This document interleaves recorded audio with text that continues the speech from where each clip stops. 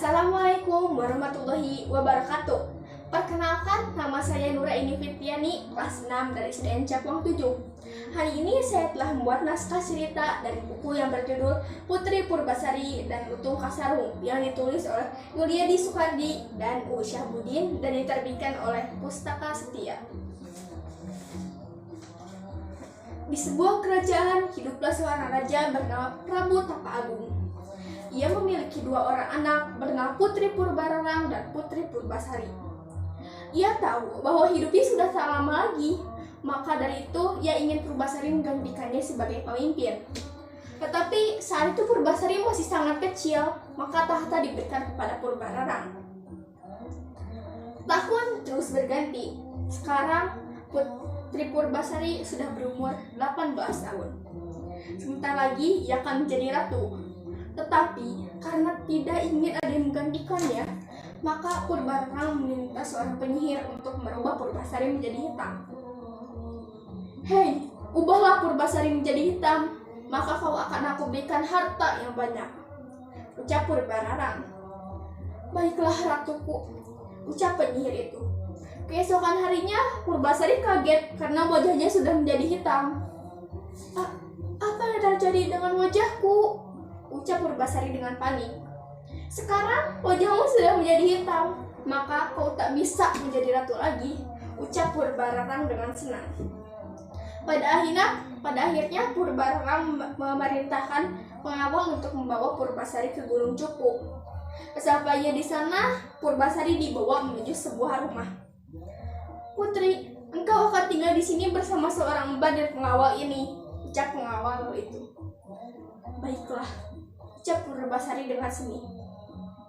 Hari demi hari ia lalui, hingga suatu ketika ia bertemu dengan seekor lutung yang bisa berbicara. "Halo lutung, siapa namamu?" ucap Purbasari. "Halo putri, perkenalkan, namaku Lutung Kasarung," ucap lutung itu. "Halo Lutung Kasarung, namaku adalah Purbasari. Jika saya boleh tahu, mengapa putri ada di tengah gunung begini?" ucap Lutung Kasarung dengan heran.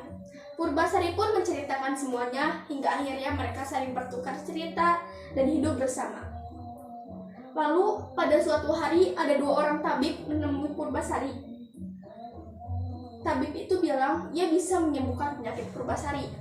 Purbasari sangat senang.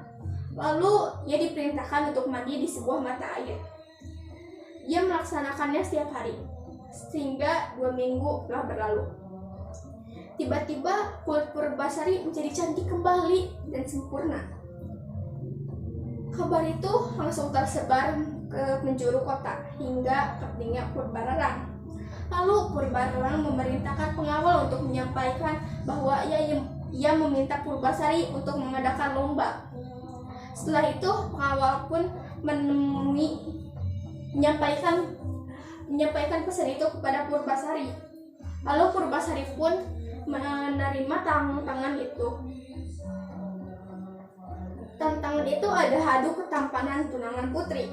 Hari demi hari telah berlalu hingga hari perlombaan pun tiba. Dengan bangga Indrajaya naik ke atas panggung. Lalu tiba-tiba Purbasari menarik tangan Lutung Kasarung. "Ini tunanganku," ucap Purbasari. "Hah?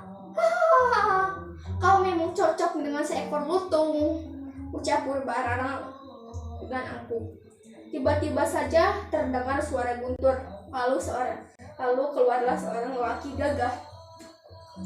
"Halo putri, perkenalkan, namaku adalah Guru Minda Kahyangan atau Lutung Kasarung," ucap lelaki itu. "Kau benar-benar Lutung Kasarung?" ucap Purbasari dengan heran. "Ya putri, saya berubah karena sumpah serapah ibuku." Semua orang kaget dan semua orang sepakat bahwa pemenangnya adalah Purbasari. Ia pun diangkat menjadi ratu, dan Purbasari dan Guru Minda pun menikah dan hidup bahagia selamanya. Mungkin segitu saja dari saya. Wassalamualaikum warahmatullahi wabarakatuh.